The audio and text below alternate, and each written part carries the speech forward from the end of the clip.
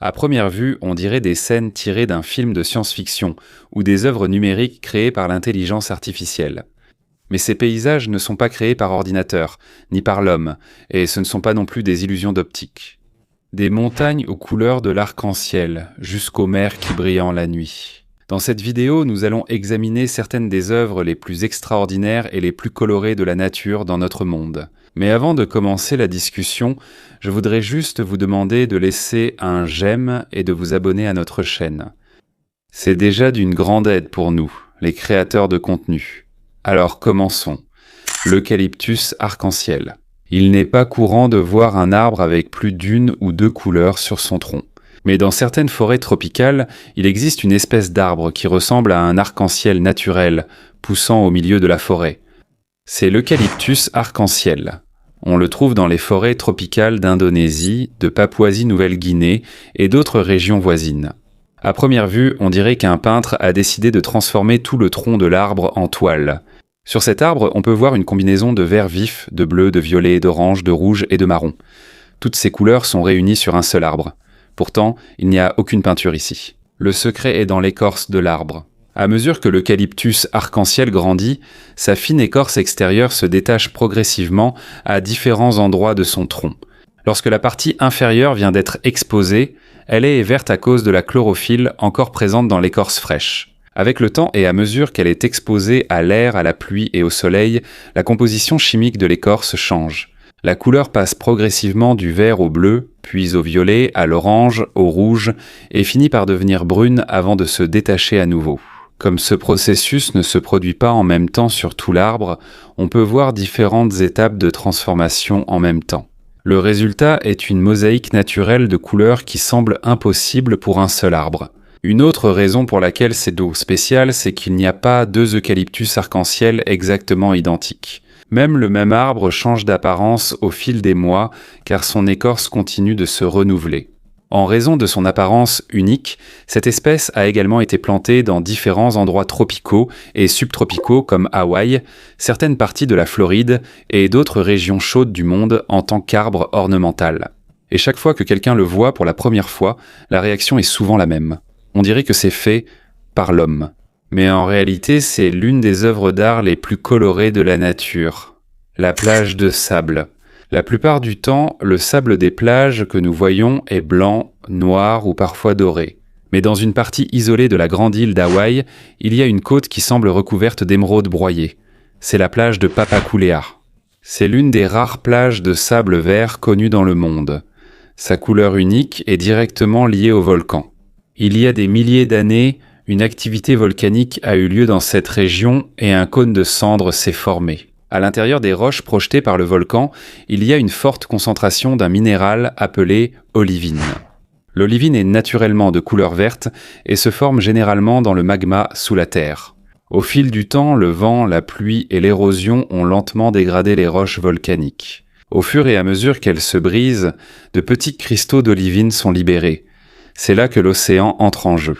À chaque vague de la mer, de nombreuses particules légères sont emportées. Mais les cristaux d'olivine sont plus résistants et plus lourds que les autres matériaux environnants. C'est pourquoi ils s'accumulent sur le rivage tandis que les autres composants disparaissent peu à peu. Le résultat est une plage d'une couleur verte éclatante. Lorsque le sable s'est mouillé, il brille encore plus et ressemble à de fines pierres précieuses dispersées au bord de la mer. Lorsqu'il est sec, la couleur devient plus douce mais le vert reste remarquable. Ce n'est pas non plus facile d'y accéder. La plupart du temps, il faut marcher longtemps sous un soleil de plomb et traverser des paysages volcaniques accidentés avant d'atteindre la plage elle-même. Mais pour beaucoup de visiteurs, cela fait partie de l'expérience. Car à chaque pas vers Papakulea, on a l'impression de voyager dans un endroit qui ressemble plus à une autre planète qu'à une destination balnéaire ordinaire. Vrai bleu. Chez la plupart des plantes et des animaux, il n'existe presque aucun pigment bleu naturel qui apparaît dans leur corps. Cela signifie que de nombreux organismes semblent bleus, mais leur couleur chimique n'est pas vraiment bleue. Ce que nous voyons est une illusion d'optique créée par la physique. L'un des meilleurs exemples de cela est le papillon morpho. Lorsque la lumière frappe ses ailes, un bleu très vif semble scintiller. Mais sous le microscope, on peut voir que la couleur ne vient pas du pigment, mais de minuscules structures à la surface de l'aile. Ces taux structures microscopiques sont arrangées de manière à réfléchir la partie bleue de la lumière, tandis que les autres couleurs disparaissent ou sont absorbées. C'est le même principe pour de nombreux oiseaux de couleur bleue. Par exemple, le geais bleu n'a pas de pigment bleu dans ses plumes. La disposition spéciale des couches microscopiques dans les plumes est la raison pour laquelle nos yeux perçoivent la couleur bleue. Même les yeux bleus des humains n'utilisent pas de pigment bleu. La couleur est également le résultat de la façon dont la lumière se diffuse et se réfléchit à l'intérieur de l'œil. Certaines plantes ont des fleurs apparemment bleues, mais elles utilisent rarement un pigment bleu réel. À la place, elles modifient les propriétés chimiques des pigments habituellement rouges ou violets pour qu'ils paraissent plus bleus à nos yeux. Donc lorsque tu vois un animal ou une fleur d'un bleu éclatant, il y a de fortes chances que sa matière ne soit pas vraiment bleue. Ce que tu vois, c'est une utilisation très ingénieuse de la lumière, et c'est peut-être l'un des faits les plus impressionnants concernant la nature. Parfois, les plus belles couleurs ne sont pas créées par la chimie, mais par la physique. Lac Roses, on les trouve sur Middle Island, une petite île presque dépourvue d'habitants permanents, au large de la côte de l'Australie occidentale. La toute première chose que l'on remarque ici, c'est la couleur extraordinaire de l'eau. Ce n'est pas un rouge pâle ni un simple rose léger. Tout le lac présente une couleur rose vif et presque incroyable, visible même depuis les airs. Le paysage est d'autant plus remarquable que le lac est entouré d'une dense forêt d'eucalyptus. Entre le lac et l'océan, il y a une fine bande de sable blanc. Cela réunit en un seul endroit les couleurs rouge, vert, blanc et bleu. Ce lac est connu depuis longtemps. Dès le début du XIXe siècle, il était déjà mentionné par des explorateurs européens et pendant plus de 2 siècles, sa couleur unique est restée inchangée. Ce qui est encore plus étonnant, c'est que la couleur ne disparaît pas même si l'eau est placée dans un récipient. Cela signifie que ce n'est pas simplement un effet de lumière ou de réflexion. Selon les études, il est probable que la couleur provienne d'une combinaison de micro-organismes qui vivent dans la salinité très élevée du lac. Cela inclut certains types d'algues et de micro-organismes qui produisent des pigments pour survivre dans des conditions extrêmes. Il existe également de nombreux lacs salés dans différentes parties du monde qui deviennent parfois roses, mais le plus souvent, cela ne se produit que de façon saisonnière. Au lac Hillier, cette étrange situation semble désormais permanente. Jusqu'à présent, les scientifiques étudient encore pourquoi ce processus est si stable par rapport à d'autres lacs similaires. Et c'est peut-être la raison pour laquelle il reste l'une des merveilles naturelles les plus impressionnantes d'Australie. Les montagnes arc-en-ciel. De loin, on peut voir des bandes superposées de rouge, d'orange, de jaune, de vert et même de bleu qui semblent couler le long des collines.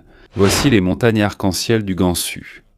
Il est difficile de croire que ces couleurs sont réelles, on dirait une œuvre d'art numérique ou une scène créée par synthèse.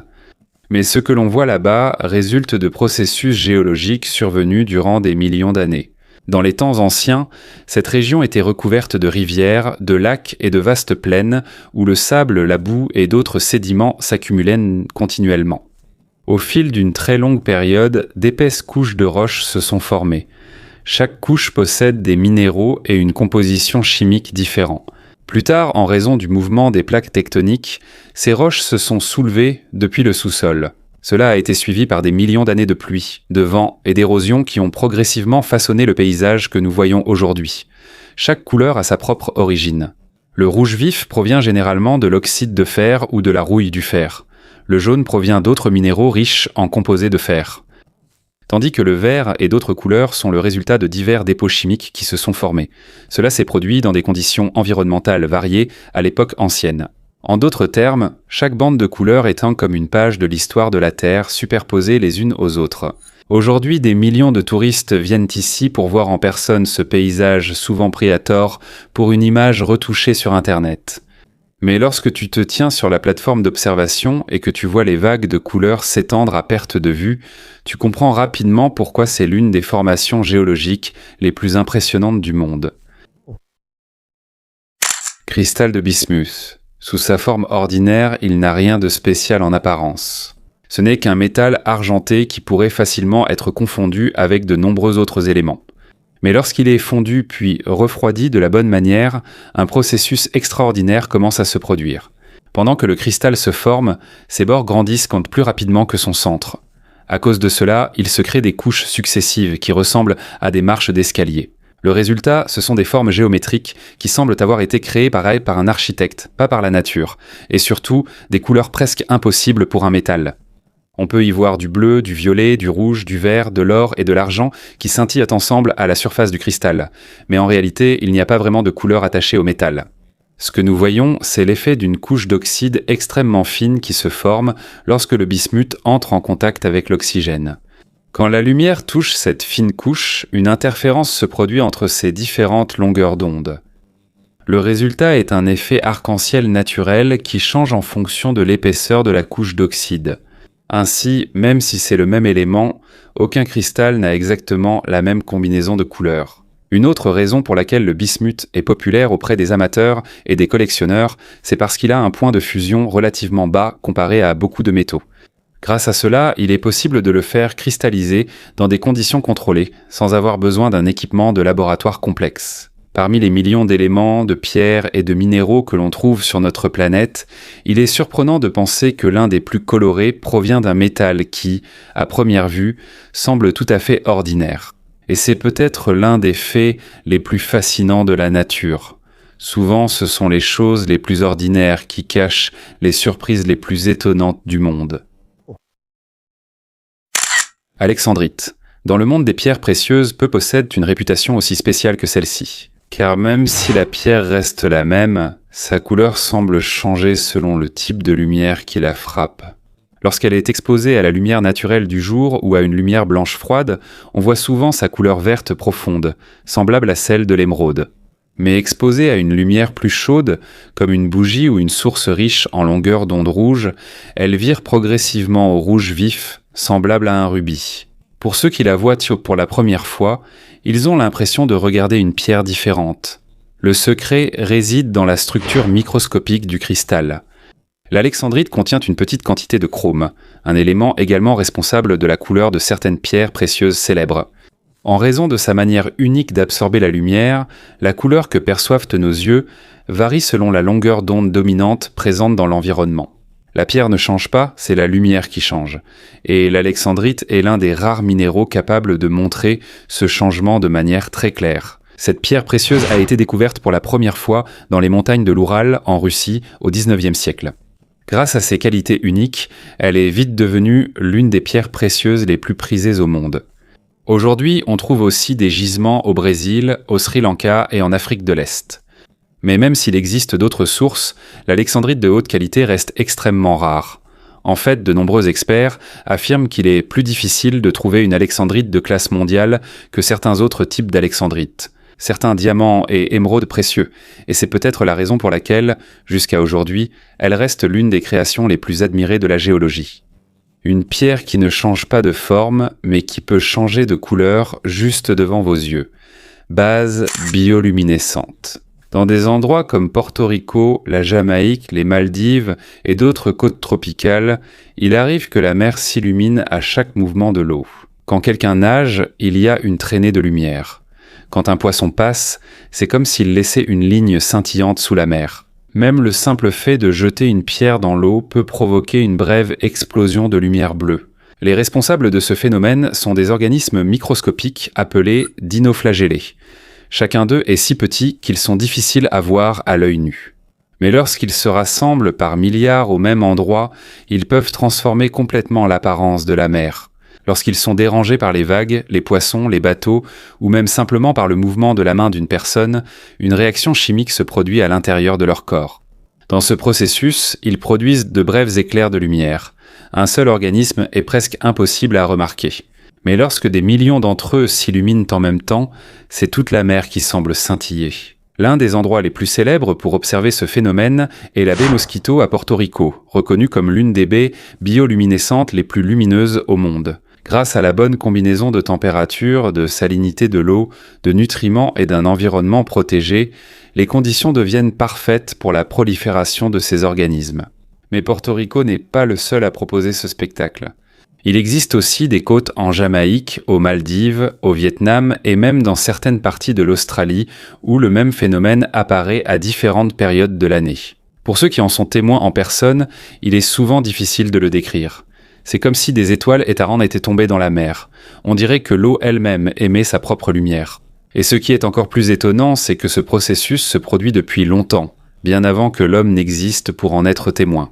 Pendant des millions d'années, l'océan a silencieusement brillé dans l'obscurité de la nuit. Et jusqu'à aujourd'hui, cela reste l'un des spectacles les plus surréalistes que la nature puisse créer. La dépression de Danakil. La dépression de Danakil se trouve dans la partie nord de l'Éthiopie, près de la frontière avec l'Érythrée et Djibouti. C'est aussi l'un des endroits les plus bas d'Afrique et fait partie des régions les plus chaudes du monde.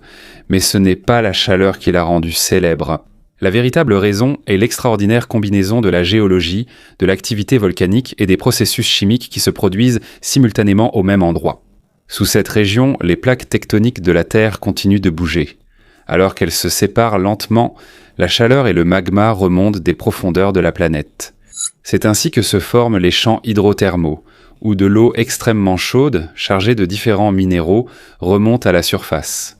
Lorsque l'eau refroidit et commence à émerger, des dépôts chimiques restent sur le sol, et c'est là que commencent à apparaître des couleurs inhabituelles. Le jaune vif provient généralement du soufre. Les parties oranges et rougeâtres viennent des composés de fer. Quant à la partie blanche, elle est composée de dépôts de sel et d'autres minéraux. Lorsque tout cela se réunit en un seul endroit, l'ensemble de l'environnement semble avoir été peint avec des couleurs rarement vues dans la nature. L'une des parties les plus célèbres de la région est la zone hydrothermale de Dalol. C'est ici que l'on trouve certaines des formations géothermiques les plus colorées de la Terre. Et il y a des structures minérales qui ressemblent à des choses que l'on s'attendrait davantage à voir sur une autre planète que sur la Terre. Il y a des formations minérales qui se dégradent progressivement tandis que de toutes nouvelles apparaissent. Les voyageurs doivent affronter une chaleur extrême. À certaines périodes de l'année, la température peut atteindre plus de 50 degrés Celsius pendant la journée. À cela s'ajoute sa situation reculée et les conditions environnementales hostiles. Et c'est peut-être pour cette raison que beaucoup considèrent la dépression de Danakil comme l'un des paysages naturels les plus uniques et les plus colorés de notre planète. Un endroit que la nature façonne depuis des millions d'années, silencieux, intense et presque incroyable. Dans notre vaste monde, il existe encore des lieux et des phénomènes qui semblent sortis de l'imagination, même s'ils existent réellement. Alors, la prochaine fois que tu verras une image qui semble trop belle pour être vraie, ne pense pas tout de suite qu'elle a été retouchée ou créée par ordinateur. Parce que s'il y a une chose que la nature prouve sans cesse, c'est bien celle-ci. Parfois, la réalité est encore plus étonnante que tout ce que l'homme peut créer.